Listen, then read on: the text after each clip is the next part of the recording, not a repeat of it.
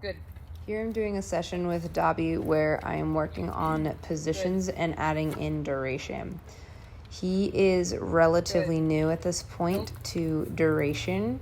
Although we had done quite a few sessions, he understands the marker.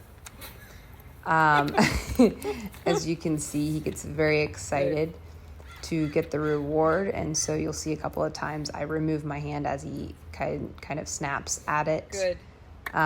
All that I'm doing is basically lowering my energy and slowing him down so that he is taking the reward at a just more chill way as opposed to eating my hand.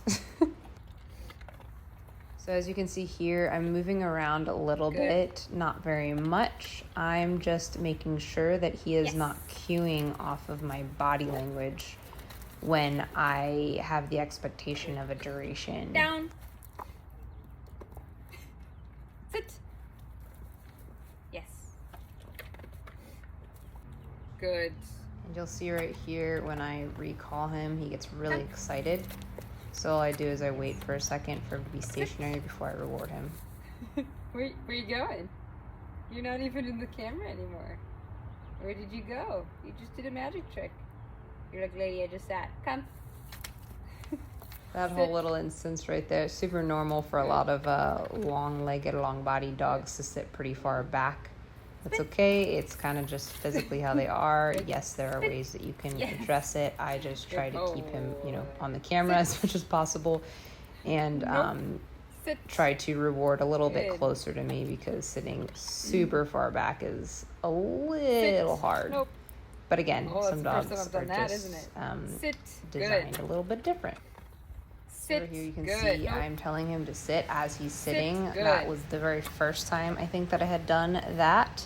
So again, I just don't want him to be cueing off of each word that I say is a sit and a down and sit and a down. You gotta mix things up for them to actually understand the word that you're using. So as they advance, I'll actually throw in other words too, like just random anything that comes into my head. Just so that they are only responding to the specific word that is the actual command. Come. Yes. Yes. Dobby. Yes. Dobby. Yes. So you see right there when I said his name, he laid down. I saw that his expectation of his name was to lay down. Yes. So he does it again there. So what I started to do was basically started waiting for him to look at me on his own, immediately said his name, and then marked and rewarded. Dobby, yes.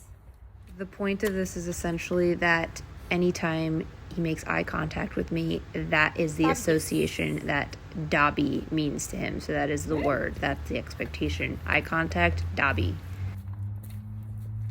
Another thing I wanted to note here is, see him wander off and I kind of pull him back.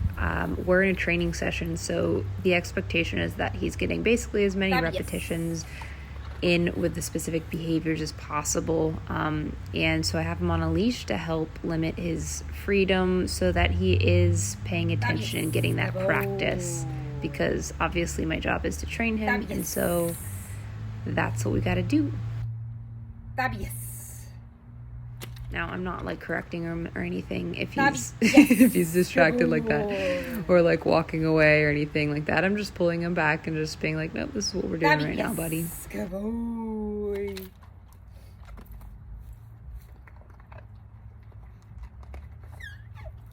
Dobby, yes. Got sharp-ass teeth. Dobby, yes.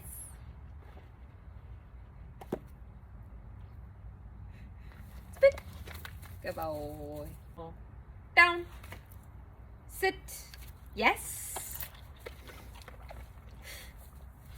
Down. Sit. Yes.